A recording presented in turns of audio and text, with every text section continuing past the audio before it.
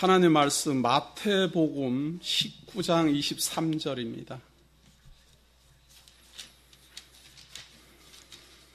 마태복음 19장 23절.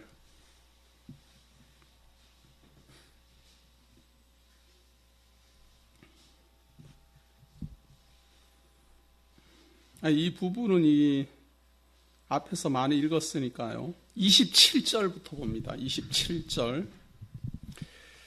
이에 베드로가 대답하여 가로되 보소서 우리가 모든 것을 버리고 주를 쫓아 싸우니 그런즉 우리가 무엇을 얻으리이까? 예수께서 가라사대 내가 진실로 너희에게 이르노니 세상이 새롭게 되어 인자가 자기 영광의 보좌에 앉을 때에 나를 좇는 너희도 12 보좌에 앉아 이스라엘 12지파를 심판하리라.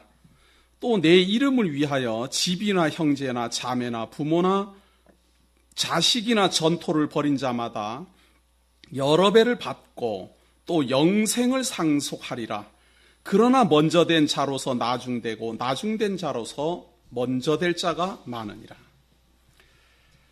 자, 지금 우리는 마태복음 17장부터 시작해서 지금 교회론, 다른 말로 하면 왕국론이라고도 칭할 수 있습니다. 하나님의 왕국, 곧 천국에 대한 특별한 그 특징들을 계속 그리스도는 소개를 하고 있습니다.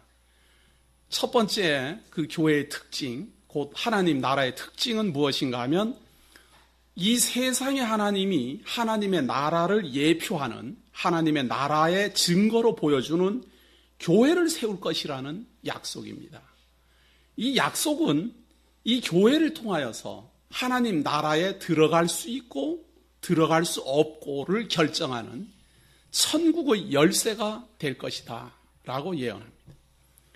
그리고 이 교회에서는 땅에서 매면 하늘에서도 매이고 땅에서 풀면 하늘에서도 풀리리라 말씀하시므로 구원 얻을 사람이 하나님의 나라 곧 교회를 통하여 하나님의 백성 된다라는 사실을 알 수도 있고 하나님의 백성이 될 수 없다라는 것도 알 수 있는 결정이 이미 죽은 다음에 나는 것이 아니라 살아 생전에 난다는 것을 증거합니다.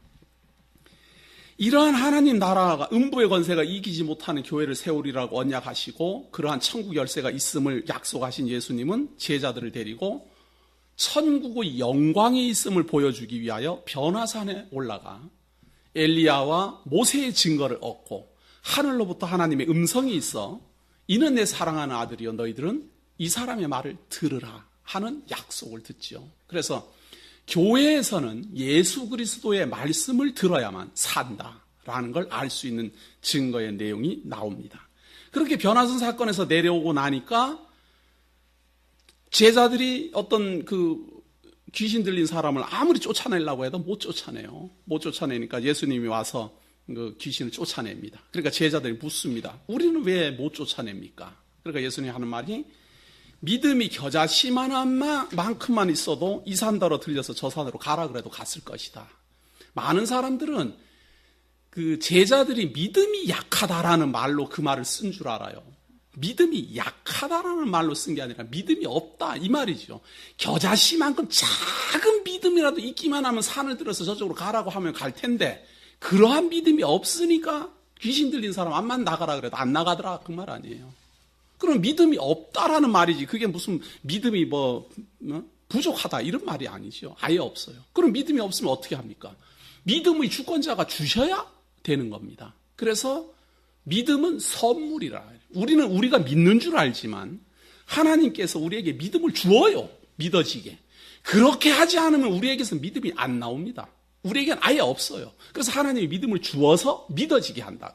그래서 주어서 믿어지게 하니까 이 산더러 들려서 저 산으로 가라는 것은 없지만 우리에게 주신 믿음은 뭔가 하면 내가 비록 죄인이지만 내가 비록 영원히 살지 못하지만 내가 비록 제한된 사람이지만 하나님 나라에서 영원히 살 수 있다라는 믿음이 생기고 영원한 생명을 소유했다라는 확신이 생기고 내가 하나님의 성도라는 믿음 위에 굳건히 설 수 있는 그 믿음을 하나님이 우리에게 주신다.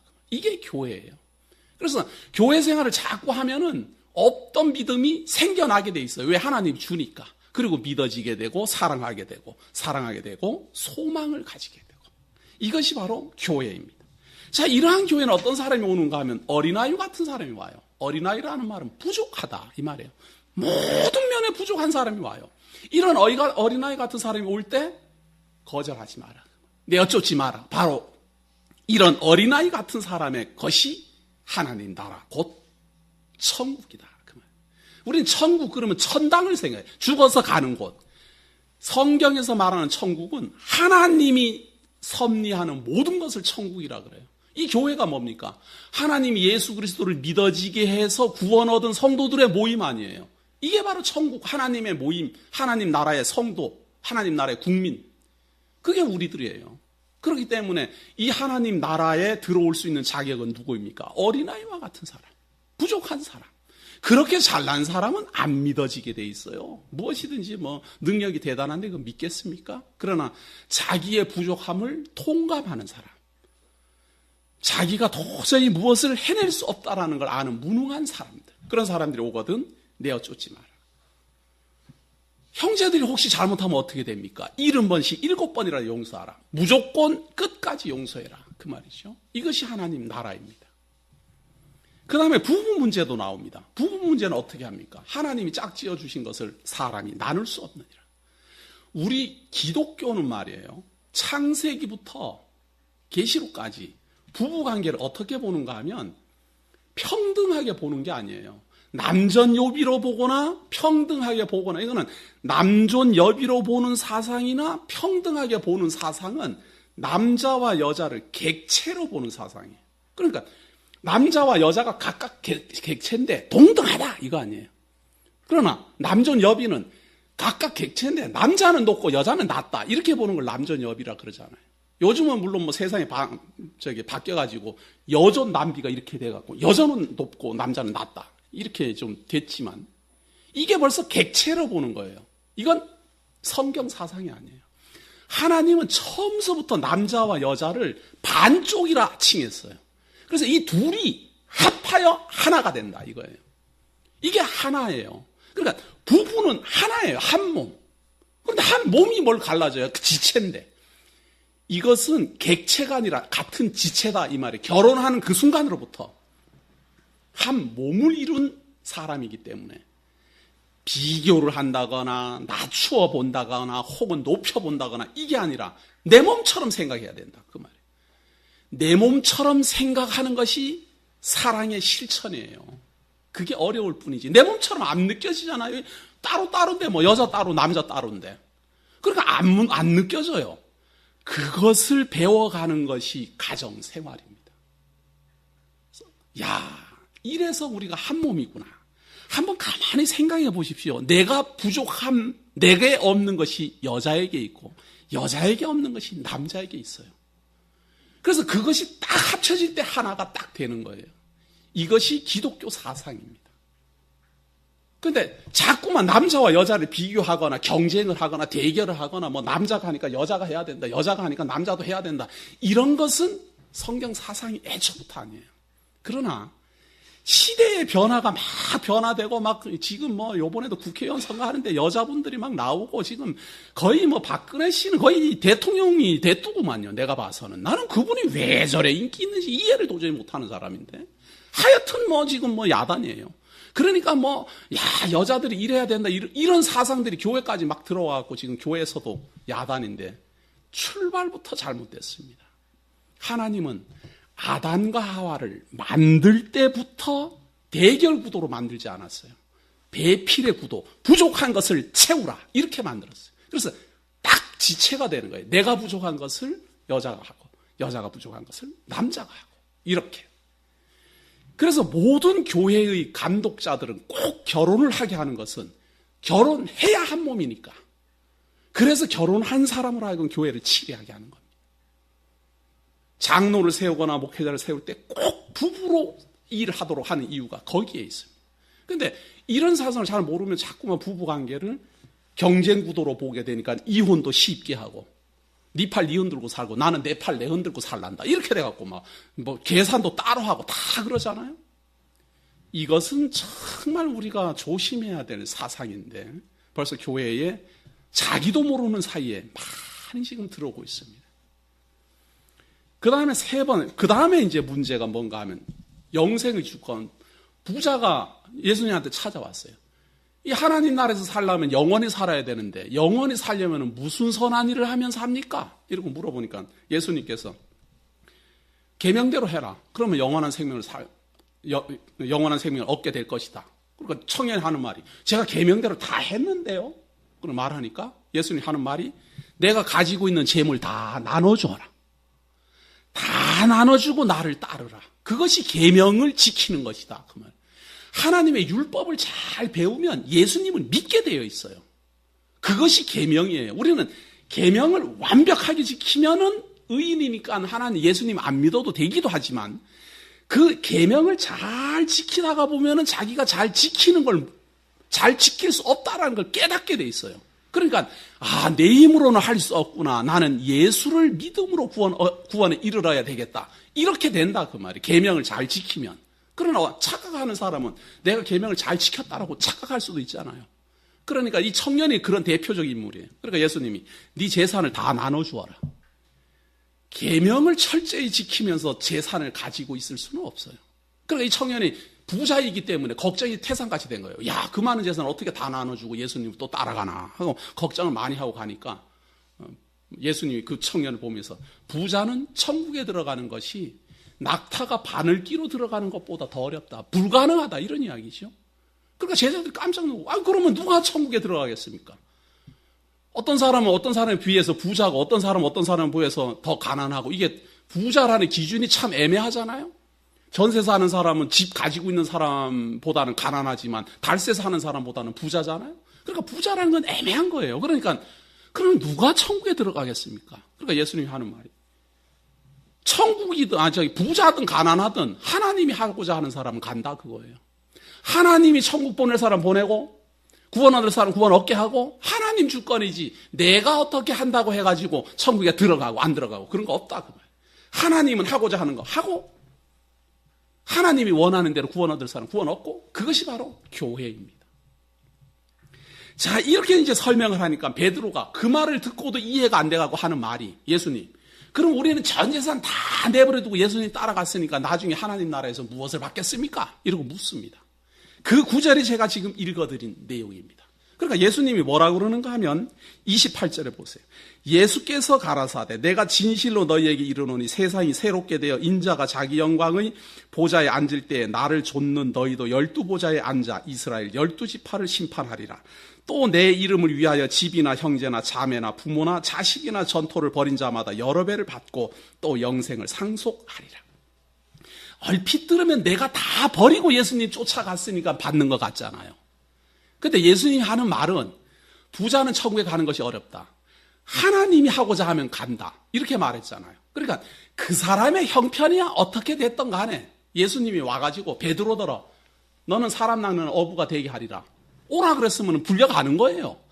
베드로 생각에는 자기가 부모나 배나 다 그물을 버려두고 예수님 따라갔다라고 자기가 생각하지만 예수님이 볼 때는 예수님이 불렀다. 그거예요. 마태복음 시작하면은 예수님이 먼저 부르잖아요. 제자들 다 불러요. 자기네들이 예수님 나 제자 되겠습니다 하고 이렇게 온 게 아니라 예수님이 다 불러요. 하나씩 다 불러요. 근데 부르면 부름을 입은 사람은 다 버리고 올 수밖에 없어요. 저는 아주 그 대목을 강론할 때마다 너무 재미있어요. 모든 그물과 배와 부모를 버려두고 이런 내용까지 나와요. 아버지하고 같이 그물 깁는 일을 하다가 그걸 버려두고 예수님을 쫓아가요. 자기가 생각할 때는 아버지도 버리고 예수님 쫓아갔겠지만 그것보다도 예수님이 부른 게 먼저예요. 이걸 하나님 절대 주권이라 그래요. 이렇게 하나님 절대 주권에 의해서 부름을 받은 사람은 모든 것을 버리고 피할 수가 없어요. 전능하신 하나님이 오라 그러는데 어떻게 안 갈 재간이 있어요. 하나님이 직접 강세창 목사 너는 나를 따르라. 피할 능력이 없어요. 우리가 그 자리에 있었어도 따라갈 수밖에 없어요. 베드로가 믿음이 좋아서 따라가는 게 아니라 믿음이 어떻게 좋아요? 예수님이 어떤 분인지도 모르는 판국에 고기 잡으려고 준비하고 있는데 와가지고 너는 나를 따르라 그랬는데 그냥 따라간다 그 말이에요. 마치 꼭두각시처럼. 이것이 하나님의 절대 주권의 능력이지 베드로의 믿음이 아니다. 그 말. 그렇게 불려가는 사람은 다 버려두고 갈 수밖에 없잖아요. 그렇게 부름을 입은 사람은 어떤 사람입니까?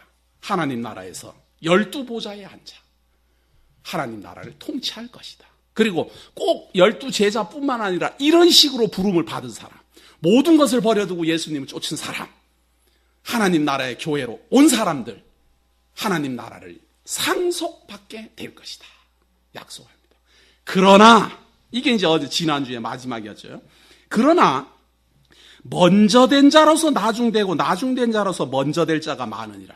이렇게 예수님이 불러서 이제 오기는 하는데, 그 부름을 받아서 오기는 하는데 먼저 부름을 받았는데도 나중되고 나중에 부름을 받았는데도 먼저 될 자가 있다 그 말이에요. 이게 그냥 있는 정도가 아니라 많다 그 말이에요.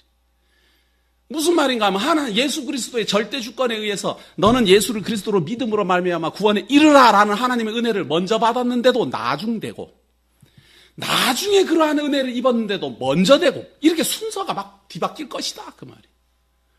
그 바뀌는 순서에 대해서 왜 그런 일이 발생하는가라는 걸 설명하는 게 바로 20장 내용인데, 상식적으로 이해할 수 없는 내용이 소개됩니다. 이것이 바로 교회요, 하나님 나라 천국의 모습입니다. 20장 1절입니다. 자, 먼저 된 자로서 나중되고 나중된 자로서 먼저 되는 예가 나오는데요. 어떤 예인가 하면, 천국은 마치 품꾼을 얻어 포도원에 들여보내려고 이른 아침에 나간 집주인과 같으니, 저가 하루 한 데나리온씩 품꾼들과 약속하여 포도원에 들여보내고 또 제3시에 나가보니 장터에 놀고 섰는 사람들이 또 있는지라. 저희에게 이르되 너희도 포도원에 들어가라. 내가 너희에게 상당하게 주리라 하니 저희가 가고, 제6시와 제9시에 또 나가 그와 같이 하고, 제11시에도 나가보니 섰는 사람들이 또 있는지라. 가로되 너희는 어찌하여 종일토록 놀고 여기 섰느뇨. 가로되 우리를 품꾼으로 쓰는 이가 없음이니이다. 가로되 너희도 포도원에 들어가라 하니라.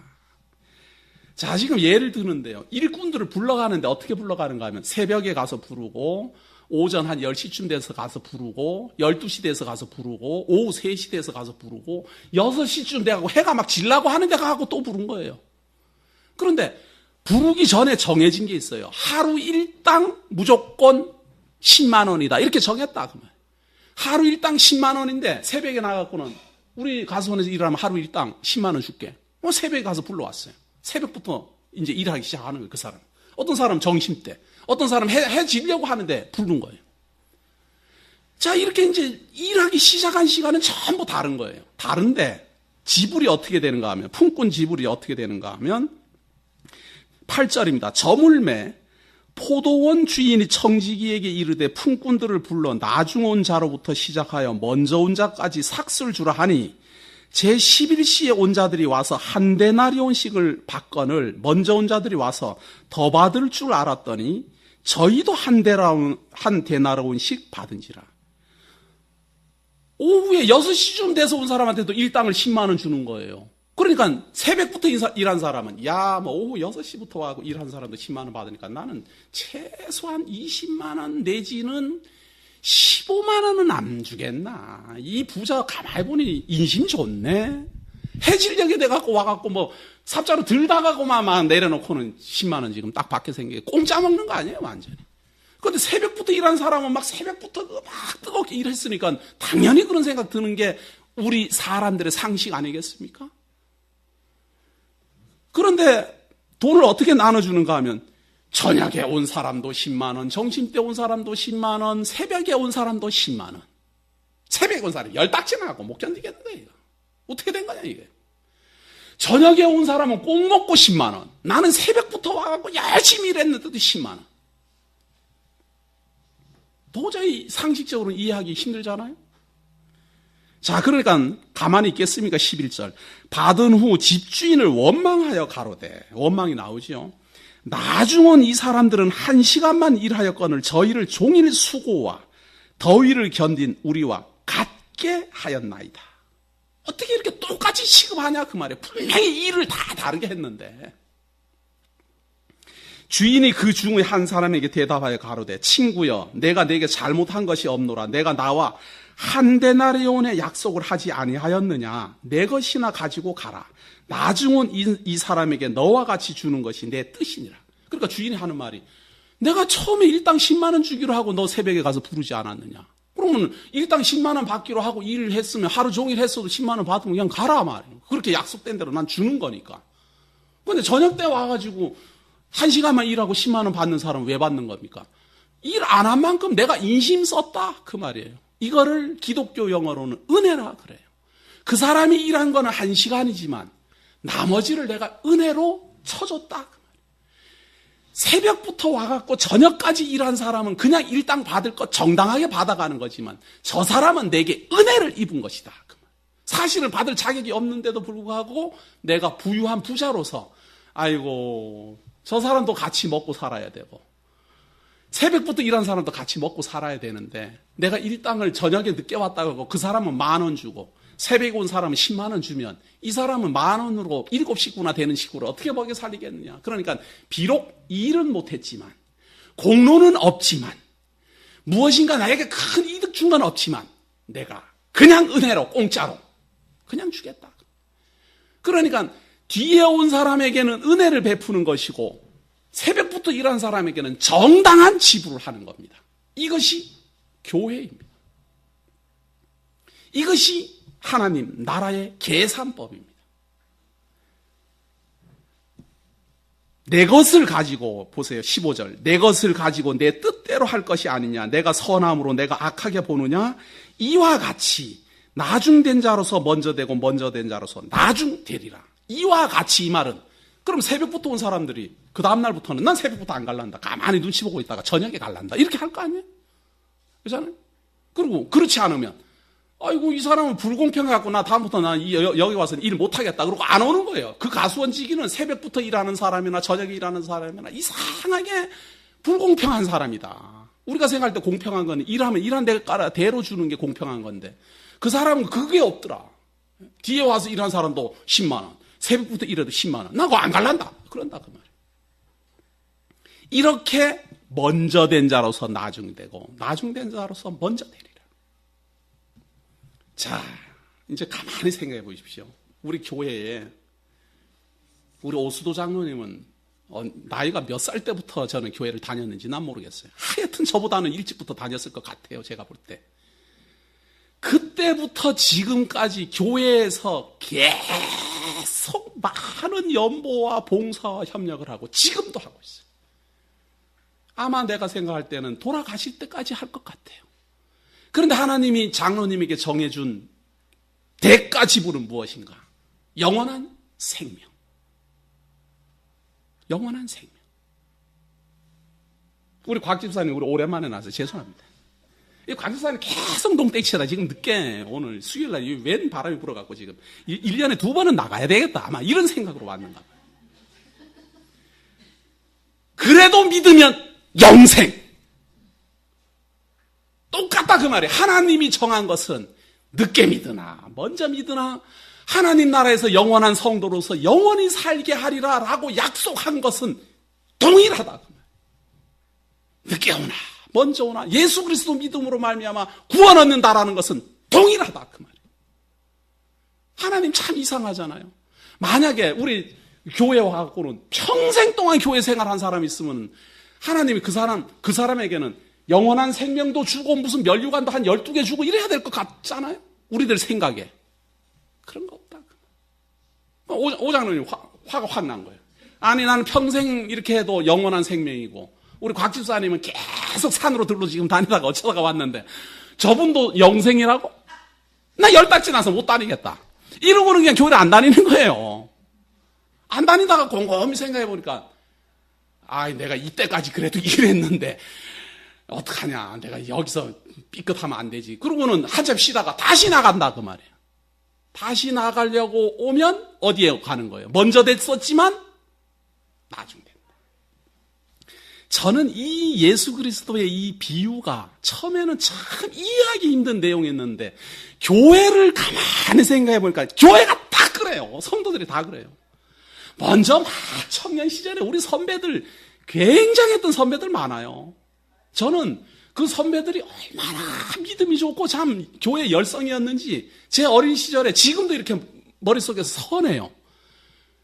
근데 너무도 실망스러운 건 교회 안 다니는 그때 그 모습들이 다 사라지고 이제 교회도 안 다니고 뭐 술 먹고 뭐 길거리에 이렇게 있는 걸 보면은 참 이해하기가 힘들어요. 이해하기가. 그런가 하면 분명히 제가 막 그때 막 그냥 교회 열성 내고 막 열심히 막 부흥에 쫓아다니고 그렇게 할 때 제 친구를 교회 못 나가게 막 야단치던 분이 장로님이 돼 있어요.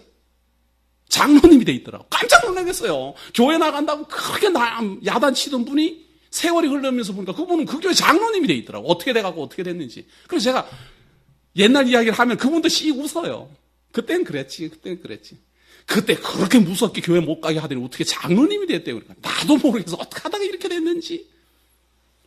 나중되고도 먼저 되고 또 나중되고 이런 일이 우리 주변에도 허다합니다.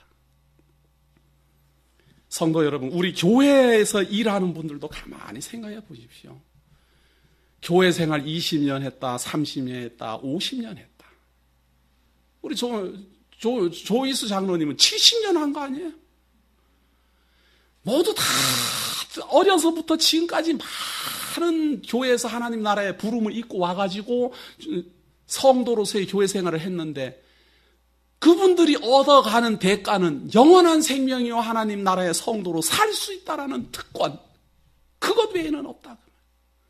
그런데도 불구하고 왜 이것을 우리는 감사히 여기는가?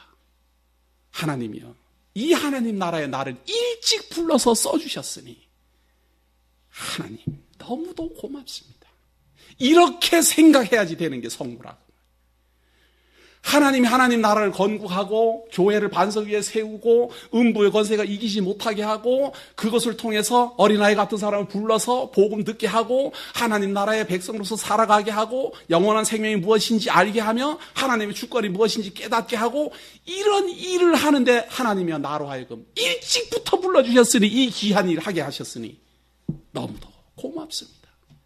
그것이 감사해야 된다 그 말이에요. 그러나 상식적으로는 일을 했으니까 대가를 받아야 된다 이렇게 생각하면 이거는 분통 터지는 거예요. 그러나 교회 일은 그렇게 보는 게 아니라 일찍부터 나를 사용해 주신 것에 대해 감격할 줄 알아야 돼요. 어느 날 저에게 메일이 왔어요. 이제 회사를 퇴직할 때가 됐고 이제 나이가 정년이 다 됐기 때문에 이제 신학 공부를 해가지고 목사를 하려고. 그냥 목사를 하는 거야 자기 자유지만 저는 그걸 보면은 정말 기분이 이상해요. 아니, 지금 나이 다 돼갖고 지금 와갖고는 신학해갖고는 목사라는 안수 받아갖고는 노후보장 받으려나? 노후보장도 우리 노회는 되지도 않는데. 그래도 자기가 하겠다고 그러니까 내가 참 할 말은 없고 순서대로 어떻게 절차를 받으십시오 하고 메일을 답장을 해서 보내면서도 한편으로는 참 기분이 이상해요. 그런가 하면 한편으로는 하나님이요, 참 날 같은 사람은 어떻게 그렇게 지금 생각하면 참 일찍 사용해 주셨군요. 그런 생각이 들어서 너무 또 감사해요. 너무 또 감사해요. 이번에도 고시를 본다고 지금 대구 장로교에서 우리 고시위원들 다 모여갖고 고시를 본다고 막 고시 보러 6명인가 왔잖아요. 응시하러 왔어요. 그 응시하러 온 분들이 전부 다 지금 현재 저보다도 나이가 많아요. 저는 사실은 목회 처음 시작할 때 35이었어요. 그 전에 무슨 신학교는 했지만 나 이건 목회는 내가 못하겠다. 내 성품이나 혈기방장함으로 볼 때 목회는 내가 힘들고 돈이나 많이 벌어서 멋있는 장로나 돼야 되겠다. 이래갖고 저는 목회를 안 하고 사업하는 쪽으로 뛰다니다가 목회에 대해서는 제가 접었어요. 완전히 접고 그렇게 하다가 35부터 다시 이렇게 돌아오면서 야, 이렇게 늦게 해서 내가 어떻게 하겠는가. 저 그런 생각했어요. 다른 사람들은 지금 25, 27부터 벌써 전도사님, 부목사님 하고 뛰다니는데 이렇게 내가 늦게 시작해서 어떻게 하겠는가. 이렇게 생각했는데 지금 53, 56 이런 분들이 지금 한다고 하는 걸 보면서 한편으로는 좀 이상하고 한편으로는 감사합니다. 성도 여러분들도 한번 가만히 생각해 보십시오. 주일학교 때부터 다녔습니까? 어떻게 하나님의 은혜를 그렇게 많이 받았습니까? 주일학교 때부터 부름을 입어서 음부의 권세가 이기지 못하는 교회의 중력으로까지 성장해 왔습니까? 얼마나 하나님이 성도 여러분들을 잘 인도해 오신 겁니까? 그동안에 분명히 떨어질 일도 있었을 거고 절망스러운 일도 있었을 거고 하나님 원망하고 그냥 모든 거 다 팽개치고 싶었던 시절도 분명히 있었을 텐데 어쩌면 그런 고비들을 잘 견디면서 이날 이때까지 지금도 또 앞으로도 교회의 일꾼으로 하나님 나라의 일꾼으로 일하고 계십니까? 그것에 대한 감사를 누릴 줄 알아야 됩니다. 하나님에게 이용당하는 것이 아니라 하나님이여 나를 도구로 써주셨으니 감사합니다. 우리 옛날에 무슨 어떤 사람의 그 기도문 해갖고 나를 도구로 써주십시오. 그런 기도 만날 하잖아요. 이미 성도 여러분요 도구로 쓰임 받고 있습니다. 하나님이 쓰고 있는 거예요. 그래서 어떤 사람은 30년 동안 쓰고 있고 어떤 사람은 70년 동안 쓰고 있고 어떤 사람은 20년 동안 쓰고 각각 다 다르지만 결론은 하나님 나라의 입성이라는 영원한 생명은 동일하지만 그 영원한 생명을 전파하는 복음 전사로서의 삶은 다르다 그 말이에요.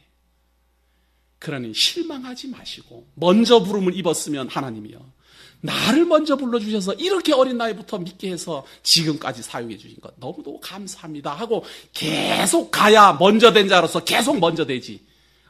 강 목사 얘기 들어봤더니 눈치 가만히 보다가 뒤에 들어오는 게 더 낫겠다 이래갖고는 잠시 빠지려다 영원히 빠지지 마시고 영원히. 그렇게 되면은 먼저 됐고 먼저 복음 알고 하면서도 뒤쳐져 버리는 것도 괜찮은데 아예 떨어질 수도 있어요. 그런 슬픔은 우리가 안 당해야 된다. 예수님 먼저 경고했습니다. 이와 같이 먼저 된 자로서 나중되고 나중에 벌써 믿기 시작해 나중에 타임없이 시작한 사람인데 나중에 후에 시간이 흐르고 났더니 복음의 투철한 맹장으로 변해 있더라. 이런 일들이 일어날 것이다 라고 예언했습니다. 우리 주변에 허다하게 일어납니다. 이러한 예수 그리스도의 예언을 우리들 마음속 깊이 생기고 하나님이여 나는 새벽부터 불러주셔서 고맙습니다. 하나님이여 제가 좀 늦었지만 그래도 정오부터라도 불러주셔서 얼마나 다행입니까? 해질녘에 부름을 입은 사람 하나님이여 왜 저를 이제야 불렀습니까? 부끄럽고 창피합니다. 어떻게 하나님의 은혜를 이렇게 공짜로 다 받을 수 있겠습니까? 이렇게 해야 제대로 이해를 한 사람이에요.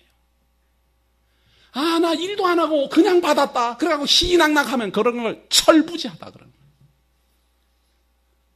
그러나 우리 상식적으로 생각하면 그걸 좋아하잖아요. 우리들의 욕심으로는. 그러나 성경적으로 생각하십시오. 하나님은 저를 일찍 좀 불러주시죠. 그래서 늦게라도 내가 1시간이라도 내가 열심히 해보랍니다. 이런 각오가 있어야 돼요.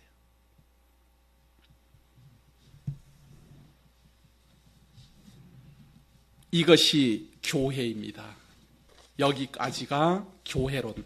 오늘 제가 총정리를 하기 위해서 반석 위에 교회를 세우리니 음부의 권세가 이기지 못하리라 부터 시작해서 하나님 나라의 천국의 영광, 변화선 사건, 믿음을 주심, 그리고 어린아이와 같은 사람이 이 교회로 올 것이다. 아무도 내치지 마라. 그런 사람들의 것이 하나님 나라이다. 그리고 부부관계 하나님이 짝지어 주신 것. 사람이 나눌 수 없다. 그 다음에 영원한 생명의 주권자는 누구입니까? 하나님이다. 하나님 나라에 부르고 안 부르고는 누구에게 달렸습니까? 하나님에게 달렸다. 하나님이 새벽부터 부를 수도 있고 정오에 가서 부를 수도 있고 오후 늦게 부를 수도 있고 언제 부름을 입었느냐? 일찍 부름을 입었으면 하나님께서 나를 일찍 써주셨다는 것에 감사하고 늦게 불렀으면 하나님이 이제라도 나 불러주셔서 정말 감사합니다. 그러나 제가 부끄러우니까 열심히 해보랍니다. 그렇게 생각하시는 것이 아름다운 성도의 모습입니다. 이것이 하나님 나라 곧 교회에 대한 예언입니다. 이렇게 예언을 마치신 예수님께서는 다음에 이제 십자가에 달려 죽으실 것을 예언하기 시작합니다. 음부의 권세가 이기지 못할 교회를 세우기 위하여 그 전에 먼저 해야 될 일이 있는데 내가 죽었다가 살아나야 된다. 그래야 음부의 권세가 이기지 못하는 능력을 보여주는 거 아니에요? 예수님이 내가 교회를 세우린 음부의 권세가 이기지 못하리라 이렇게 약속을 하시고 교회에 대해서 쫙 설명을 했는데 그 음부의 권세, 그 사망의 권세에 의해서 예수님이 죽어버리고 끝나버리면은 예수님이 앞에서 했던 말은 거짓말이 되잖아요. 그러니까 음부의 권세가 이기지 못하리라. 그리고 내가 그 교회의 머리가 되고 그 교회의 반석이 되리라 이렇게 약속했으니까 음부의 권세가 이기지 못한다라는 걸 보여주기 위하여 십자가에 달려 죽으실 것을 예언하기 시작하는데요. 17절입니다. 17절 예수께서 예루살렘으로 올라가려 하실 때에 12제자를 따로 세우시고 길에서 이르시되 보라 우리가 예루살렘으로 올라가노니 인자가 대제사장들과 서기관들에게 넘기움에 저희가 죽이기로 결단하고 이방인들에게 넘겨주어 그를 능욕하며 채찍질하며 십자가에 못 박게 하리니 제3일에 살아나리라. 예언을 합니다. 내가 이제 십자가에 달려서 죽게 되는데 죽으면 3일 만에 살아나게 될 것이다 라는 약속입니다. 이 약속을 왜 하시는가? 앞에서 지금 음부의 권세가 이기지 못하리라 하고 약속을 했잖아요. 그렇게 약속을 했으니까 음부의 권세를 깨트려 부활하심으로 음부의 권세가 예수 그리스도의 주권 아래 있음을 보여주기 위하여 예수님께서는 약속을 하는 겁니다. 내가 죽는다. 사망의 권세 아래 죽는다. 그러나 3일 만에 부활함으로 내가 음부의 권세를 이겼음을 증거할 것이다 라고 예언합니다. 자, 이 예언은 갑작스럽게 나온 게 아니에요. 구약에 미리 예언이 되어 있습니다. 3일 만에 부활할 것이다 라는 예언. 그런 내용이 구약에 있을까? 호세아서입니다. 호세아서 6장 1절입니다. 구약 1261페이지입니다. 구약을 찾으셔서요. 1261페이지입니다. 이 호세아서는 하나님께서 이스라엘 민족들을 보호하셔서 구원해 내실 것을 예언하는 내용입니다. 그런데 그 구원의 내용 속에 예수 그리스도가 3일 만에 살아날 것을 그 속에 숨겨놓고 예언을 합니다. 그래서 구약으로는 이것이 이해가 안 되고 꼭 신약이 있어야만 이해가 되는 부분입니다. 그냥 구약대로만 보면 그게 무슨 말인지 잘 몰라요. 그런데 그것을 신약을 통해서 보니까 이것이 예수 그리스도의 3일 만에 부활에 대한 예언이로구나 하고 알 수가 있습니다. 호세아 6장 1절 오라 우리가 여호와께로 돌아가자. 여호와께서 우리를 찢으셨으나 도로 낫게 하실 것이요 우리를 치셨으나 싸매어 주실 것임이라.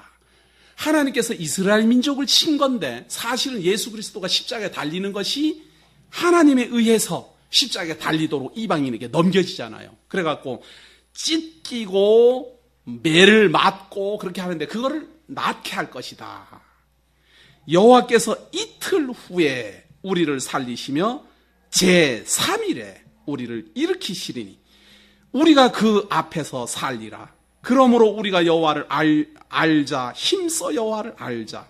그의 나오심은 새벽빛같이 일정하니 비와 같이 땅을 적시는 늦은 비와 같이 우리에게 임하시리라. 어떻게?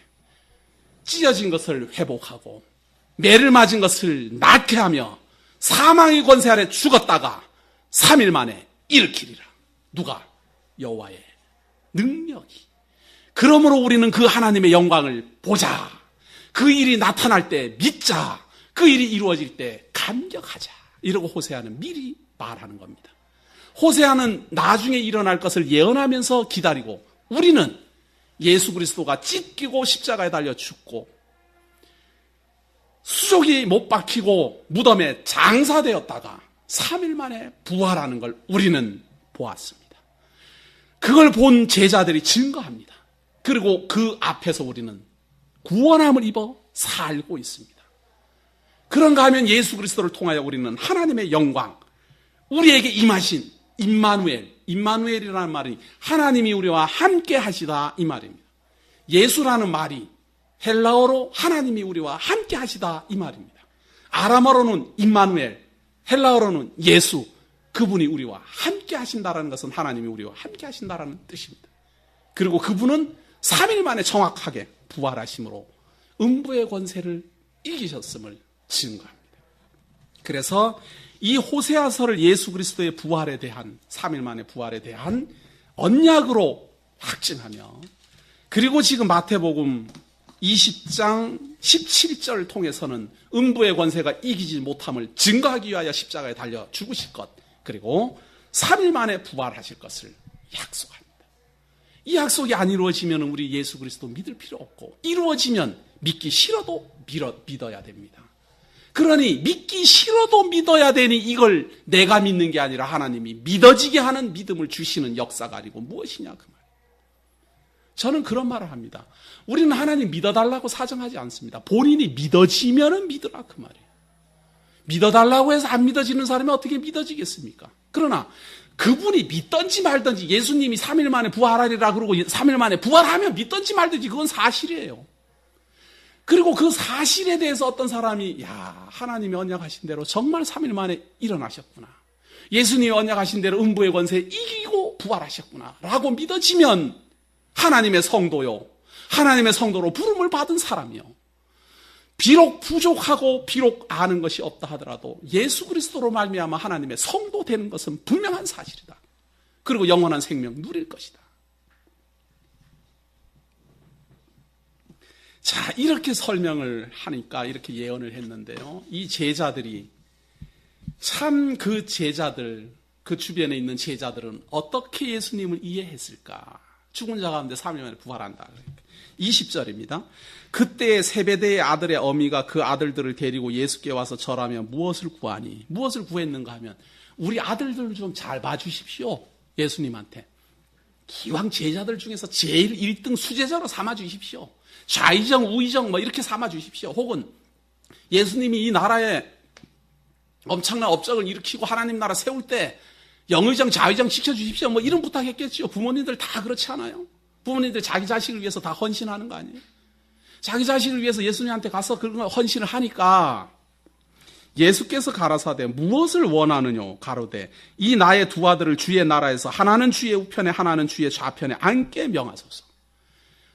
완전히 자기 자식을 위해서 막 그냥 체면 불고 하고 그냥 부모님 나섰어요. 그러니까 예수께서 대답하여 가라사대 너희 구하는 것을 너희가 알지 못하는, 지금 알고나 구하느냐 그 말. 예수님은 지금 당장 제사장들의 손에 넘겨져서 죽은 자 가운데서 3일 만에 살아나리라 그랬는데 예수님이 그러면 죽을 때 같이 죽겠다라는 말이냐 지금 그런 말 할 장면이네. 내가 지금 붙잡혀가서 죽을 텐데 십자가에 달리면은 왜 양쪽 편에 강도가 매달리시듯이 지금 달릴 텐데 그걸 지금 원하느냐 이러고 물으니까 너희가 알지 못하는도다. 나의 마시려는 잔을 너희가 마실 수 있느냐? 저희가 말하되 할 수 있나이다. 뭐가 뭔지도 모르니까 할 수 있다 그 말. 예수님이 하는 말은 내가 지금 십자가에 달려 죽을 건데 좌우편 십자가에 달릴 수 있느냐? 이러고 묻는 건데 할 수 있습니다. 자기네들 생각대로 생각을 하는 거예요. 우리가 성경을 볼 때 이런 착각 많이 합니다. 하나님이 하신 말씀을 하나님의 말씀의 본질대로 이해를 해야 되는데 자기식대로 해석을 하는 거예요. 예수님의 세베대 아들들한테 내가 마시려는 잔을 너희들이 마실 수 있느냐? 예수님 의증 속에는 내가 지금 앞에서 말한 대로 3일 만에 죽은 자 가운데서 살아난다라고 그러는 건데, 그리고 그 십자가에 달려 죽을 건데 십자가에 달려 죽으면 좌측에 우측에 너희들 설 수 있겠느냐? 그런데 자기식으로 생각을 해갖고 아이고 하나님 나라 세우면 영의정 좌의정 세워준다는 거구나. 아이고 할 수 있습니다. 세워만 주십시오. 까짓 거 이거죠. 우리 성경 이런 식으로 많이 이용도 합니다. 이용도 하고 그렇게 마음대로 잘라서 가르치기도 하고. 가라사대 너희가 과연 내 잔을 마시려니와 내 좌우편에 앉는 것은 나의 줄 것이 아니라 내 아버지께서 누구를 예비하셨든지 그들이 얻을 것이니라. 내가 주는 게 아니라 하나님이 정해놨다 그 말이에요. 하나님이 하나님 나라에 들어올 사람 안 들어올 사람, 죄사함 받을 사람 안 받을 사람, 영원한 생명 얻을 사람 안 얻을 사람, 새벽부터 일할 사람, 저녁에 일할 사람, 정오부터 일할 사람 하나님이 다 정하듯이 십자가에 달려 죽을 강도까지도 하나님이 다 정해놨다 그 말이에요. 작정대로 절대 주권자가 정해서 하는 일이다. 그걸 무슨 사람이 자기 마음대로 하나님이여 내가 이렇게 하겠습니다. 내가 저렇게 하겠습니다. 그거 불가능하다. 하나님께서 강세창 목사를 1958년도 태어나게 딱 했으면 그때 태어나는 거고 하나님이 언제 딱 죽기로 딱 정해놨으면 그날 딱 죽는 거예요. 제가 예견해 볼 때는 모세만큼만 살게 하고 데려갈 걸로 제가 생각하지만 그거는 제 생각이고 하나님은 딱 정해놨다 그 말. 근데 우리가 뭐 거기서 아이고 하나님이 모세만큼만 살게 해주십시오 뭐 이렇게 정하는 거는 하나님의 절대 주권을 믿는 게 아니다. 우리가 하나님 주권 하나님 뜻대로 할 때 말은 하나님이요 내 뜻대로 마옵시고 하나님 뜻대로 하옵소서 그거 아니에요? 그러면 하나님이 정해준 대로 내가 살고 정해준 대로 태어나고 정해준 대로 죽습니다. 하나님이 강세창 목사를 뭐 이 나라의 큰 인물로 쓸 것 같은 큰 인물이 되는 거고 안 될 것 같으면 안 쓰는 거예요. 그렇게 내가 큰 힘을 내야지 그렇게 해서 되는 거 아니에요. 다만 자기가 착각을 할 수는 있어요. 베드로처럼 사실은 예수님이 불러갖고 모든 걸 버려두고 간 사람인데 자기가 착각하기를 예수님 내가 다 버려두고 예수님 쫓아갔으니까 내게 무엇을 주시겠습니까? 이렇게 묻듯이 사람들이 하나님이 불러서 왔으면서도 자기가 잘 하나님 믿어서 온 줄로 착각은 해요. 그렇게 착각하고 왔어도 이렇게 하나님 말씀 이제 배우다 보면 아하 내가 잘못 알았었구나 하고 고치잖아요. 이 세베대의 아들들이 마찬가지예요. 지금 하나님의 작정대로 다 된다라는 걸 그렇게 강조하는데도 이게 안 믿어지는 거예요. 이게 왜? 성령으로 중생하지 않았기 때문입니다. 이 제자들이 오순절날 성령이 임하고 중생하여 거듭나고 이런 바보 같은 말 하나도 안 해요. 그런데 이 사복음서에서는 아직 예수님이 교회를 세우지 않은 상태고 약속만 하고 있거든요. 지금 약속만 하고 있고 성령이 아직 활동 안 하고 있고 그런 시기니까 이 사람들이 깨달음이 없어요. 깨달음이 예수님의 말은. 그런데 우리는 왜 이렇게 읽으면 알 수 있을까? 성령님이 활동하고 있다는 증거입니다. 성도님들께서는 아이고 내가 가만히 들어봤더니 이해가 확 되네 이렇게 해갖고 내가 이해한 줄 알지만 제가 볼 때는 성령님이 활동하기 때문에 이해가 되는 거예요.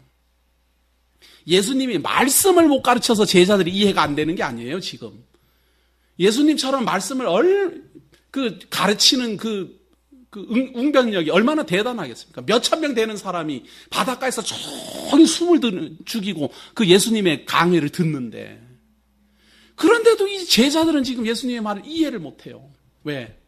성령님의 활동이 지금 안 하고 있기 때문에 그렇다. 그런데 우리는 왜 깨달아질까? 예수님이 약속한 대로 성령이 임해 있고 그 성령의 깨닫게 하심으로 우리가 중생하여 거듭났고 하나님의 부르심을 입은 사람들이기 때문에 하나님의 말씀을 말씀대로 보고 이해가 된다. 그 말. 혹은 또 어떤 분들은 그러죠. 야, 뭐 누구나 읽으면 이해하겠네. 그렇게 생각하시면 다른 교회 한번 가보십시오. 진짜 읽으면 이해가 다 되는가? 네? 제가 그래갖고 한번 관광버스 우리 교회 빨리 사가지고 우리 장로님 새카만 라이방 딱 쓰고 좀 신비주의 교회도 한번 가보고 좀 한번 가봅시다. 진짜 그렇게 하는가? 지금 우리는 이렇게 우리끼리 이렇게 모여갖고 예배 드리다 보니 다른 교회도 이렇게 하거니 이렇게 생각한다니까요. 이게 사실은 전혀 아닌데. 24절입니다. 10 제자가 듣고 그 두 형제에 대하여 분이 여기거늘. 이 세베대의 아들들만 엉뚱한 소리 한 게 아니라 나머지 제자들도 그걸 보고 분이 여기는 걸 보면 이 제자들도 못 알아들었다는 거예요. 지금 자기네들은 아이고 자기네들이 좋은 자리 다 차지하려고 그러네 이렇게 해갖고 분해하는 거예요. 그러니까 12명의 제자들이 예수님의 말을 하나도 이해를 못했다는 거예요. 지금. 그런데 우리는 이해를 하고 있으니 참 예수님 시대에 예수님을 직접 만났어도 이해를 못하는데 예수님 시대도 아니고 2000년이 흘렀는데 이 하나님의 말씀만 갖고도 우리는 이해를 하고 믿으니 이것이 바로 생명의 말씀이 아니고 무엇입니까? 2000년이 흘러서 왔는데도 아주 현실감 있게 믿어지고 확신해 오잖아요. 그러면서 당부합니다. 교회는 어떤 곳인가 하면 25절 예수께서 제자들을 불러다가 가라사대 이방인의 직권자들이 저희를 임의로 주관하고 그 대인들이 저희에게 권세를 부리는 줄을 너희가 알거니와 너희 중에는 그렇지 아니하니 너희 중에 누구든지 크고자 하는 자는 너희를 섬기는 자가 되고 너희 중에 누구든지 으뜸이 되고자 하는 자는 너희 종이 되어야 하리라.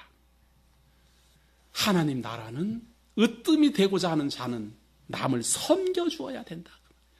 믿지 않는 사람 믿어지게 도와주고 복음 모르는 사람 깨닫도록 협조해주고 어떻게 해서든지 하나님 나라의 성도로서 좌절하면 절망하지 않도록 용기 북돋아 주면서 종이라는 게 하나님의 종이라는 게 하나님에게만 종이 아니라 사람에게도 종 노릇하는 거예요. 성도 여러분 부담 가지지 마십시오. 우리가 그거 하고 있습니다. 지금 우리가 협력하고 우리가 연보하고 우리가 자리 만들고 우리가 의자 다 장만하고 우리가 다 말씀 가르치는 목회자 섬기고 우리가 다 만들어 놓고 다 하고 이런 걸 섬긴다 그러는 거예요. 여러분들이 이거 해갖고 뭐 돈 법니까? 여러분들이 모여갖고 연보하고 다 한 거 다 모아가지고 목사 세우고 장로 세우고 다 해갖고 이거 조직하고 뭐 정신 먹고 다 이렇게 해갖고 뭐 이익 나는 거 있어요? 다 내고 협력하고 봉사하고 사랑해 준 걸로 끝나잖아요. 이걸 섬긴다라고 말하는 겁니다. 또 이렇게 말하면 과도하게 말해서 아이고 그래요? 나 아주 섬기는 게 또 이렇게는 하지 마십시오. 기본이 그렇다는 이야기지. 솔직히 말해서 좀 부족한 것도 있지만 기본 정신은 우리는 섬기는 정신 아니에요. 이게 지금 교회가 제대로 들어가고 있는 거예요. 지금 제대로. 무엇을 위해서 섬깁니까? 우리를 위해 섬기는 게 아니잖아요. 복음 수호, 복음 전승, 복음 전파. 이걸 위해서 섬기잖아요. 나도 먹고 마시고 남들도 같이 먹고 마시자. 나누어 주는 거 아니에요. 지금까지도 잘 해오셨지만 앞으로도 이거 정말 잊어버리지 마십시오. 하나님 나라에서 큰 자가 되고자 하면 어떻게 해서든지 어린 사람들을 키우려고 생각하십시오. 그래야 되지. 교회에 오면은 부족한 사람들이 어린 사람들 아니에요. 무능하고 부족하고 무능하고 아니 모자려요. 그런 사람들 자꾸 잘라내려고 생각하지 말고 섬기는 것은 모자라는 사람을 올바르게 세우는 게 섬기는 거 아니에요.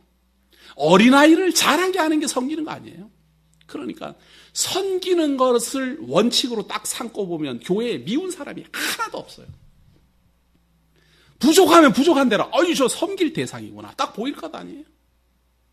그것이 큰 사람일수록 잘 보인다 그 말이에요. 큰 사람일수록. 저는 솔직히 말해서 그래요. 나는 우리 교회 교인들 미운 사람이 하나도 없어요.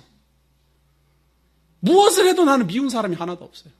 그러면 전부 다 그러면 미운 사람이 하나도 없고 그러면 막 전부 다 사랑스러운 눈길로 보는가? 저는 뭘 걱정하는가 하면 내가 혹시 성도들에게 상처 줄까 봐 오히려 그걸 두려워해요. 그냥 부족하면 이렇게 누구랑 비교하면 분명히 부족함이 있어요. 제가 바보가 아닌다면 그걸 왜 모르겠어요. 누구보다 누가 더 잘하고 누구보다 누가 더 잘하고 이런 거 다 있지요. 그러나 그건 마음속에 있으면서도 부족한 사람을 위하여 저 사람은 어떻게 얼마나 잘 자랄까. 제가 농담이 아니라 문씨가 딱 들어올 때 저 신문씨가 언제 장로가 될까 기대된다니까요. 저는. 그래도 우리 교회에서 제일 그래도 어리다 하면 문씨가 아니겠습니까? 언제 저 녀석이 청년이 되고 언제 저 녀석이 교회 집사가 되고 언제 저 녀석이 장로가 될까? 저는 그런 생각만 하면 정말 뿌듯해요. 우리 교회에서 떠나지만 않는다면 우리 교회에서 저 녀석이 얼마나 잘 자랄 텐데 기대가 된다 그 말이에요. 그것처럼 교회는 으뜸이 되고자 하면 섬기려는 마음이 있어야 되고 또 섬기도록 하려고 우리는 장로를 세우고 집사를 세우고 권사를 세우고 그럽니다. 그러나 잘못 착각해갖고 섬긴다라는 것을 잊어먹으면 말로만 이렇게 지시하려고 그래요. 명령하려고 그래요. 말로만. 섬기는 것은 말로만 하는 게 아니에요. 말로가 먼저가 아니라 먼저는 보여져야 돼요. 보여져야 돼요. 그게 섬기는 거 아니에요. 어린 사람이 나를 통해서 혹시 예를 들어서 우리 어떤 집사님이 믿음이 좋아요. 까짓 뭐 술 한잔 해도 뭐 그걸로 나는 신앙심 흔들릴 거 하나도 없다. 이래갖고는 뭐 맥주 한잔 한다고 해가지고 뭐 무슨 큰일 날 것도 아니잖아요. 그래갖고는 보라는 듯이 우리 청년들 다 데려가갖고는 큰 컵에다가 그냥 맥주 한잔 콱 하고 먹어갖고 콱 마셨다. 섬기는 게 아니에요. 말로도 벌써 섬기는 게 아니고 행동으로도 섬기는 게 아니고 상처 주는 거야. 섬긴다라는 것은 벌써 교회 성도들을 대상으로 어떻게 내가 마음을 먹고 어떻게 움직이고 있는가, 그것이 섬기는 것이고 그것이 가르치는 겁니다. 그러나 세상 사람들은 자기는 안 해. 자기는 안 하면서 말로만 다 이렇게 다 하려고 그래요. 교회가 섬기는 것은 말로 해서 될 게 아니에요. 세상은 약은 사람들이 자기는 하지 않고 남을 이용하기 위해서 말로 살 수 있어요. 말로 해서 더 추앙받을 수 있어요. 그리고 정치가로서 명망 얻을 수 있어요. 국회의원 선전들 가만히 보십시오. 언제적부터 자기가 그 지역에 나가서 그렇게 희생, 봉사, 충성했다고 그냥 자기 찍어달라고 난리예요. 이것만 갖고. 생전 한번 본 적도 없는 사람이에요. 전부. 난리 보고. 그건 세상이에요, 세상. 교회는 그거 안 됩니다. 교회는 그거 안 돼요. 그래서 제가 성도들에게도 그러잖아요. 우리는 선거운동 안 하는 이유가 어디에 있습니까? 평상시에 봐라, 그 말이에요. 평상시에 그분을 보면은 섬기는 사람인가 아닌가, 말로만 하는 사람인가, 희생하는 사람인가, 봉사하는 사람인가 다 보이니까. 우리 다시 한번 생각해 볼 필요가 있습니다. 26절, 너희 중에는 그렇지 아니하니 너희 중에 누구든지 크고자 하는 자는 너희를 섬기는 자가 되고 너희 중에 누구든지 으뜸이 되고자 하는 자는 너희 종이 되어야 하리라. 인자가 온 것은 섬김을 받으려 함이 아니라 도리어 섬기려 하고 자기 목숨을 많은 사람의 대속물로 주려 함이니라. 죽는 이유, 많은 사람들이 사망의 권세 아래 있으니까 그 사망의 권세에게 죽음의 대가로 나를 주겠다, 그 말이에요. 그럼 예수님이 자기를 죽음의 대가로 주듯이 우리도 주면 되겠네요. 우리는 소용없어요. 왜? 죄인은 남을 대신하여 죽을 값어치가 없다, 그 말이에요. 우리가 죽는 것은 죄값 받고 죽는 거예요. 죄의 삭은 사망이니까 죄인은 사망 아래 죽는 거예요. 그거는 당연한 죽음이에요. 예수님은 왜 대속제물이 되는가? 죽지 않을 수 있는 분이에요. 죽을 이유가 하나도 없어요. 죄인도 아니고 하나님이고 창조주고 피조물도 아니에요. 음부의 권세 아래 죽을 일이 하나도 없는 분이 죽으니까 대속제물이라 그런 거예요. 내가 죽어야 될 걸 대신 죽는다.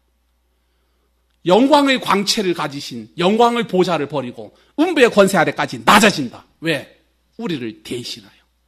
이분을 우리가 왕이라고 믿으면서 그분이 한 것처럼 남을 섬기지 않는다면 뭔가 지금 잘못하는 거 아니에요?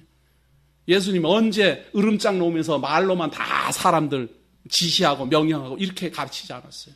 자기 몸을 음부의 권세 아래 주면서까지도 우리를 섬겼습니다. 그걸 믿는 사람들이 성도들이고 그걸 통하여 대속제물이 됐기 때문에 대속죄를 사함받은 사람들이에요. 우리가. 그래서 나를 구원하신 예수 그리스도를 위하여 어린 자를 섬기자. 어린 자를 지시하자 이 말이 아니라 어린 자를 사랑하자. 어린 자를 자라도록 도와주자.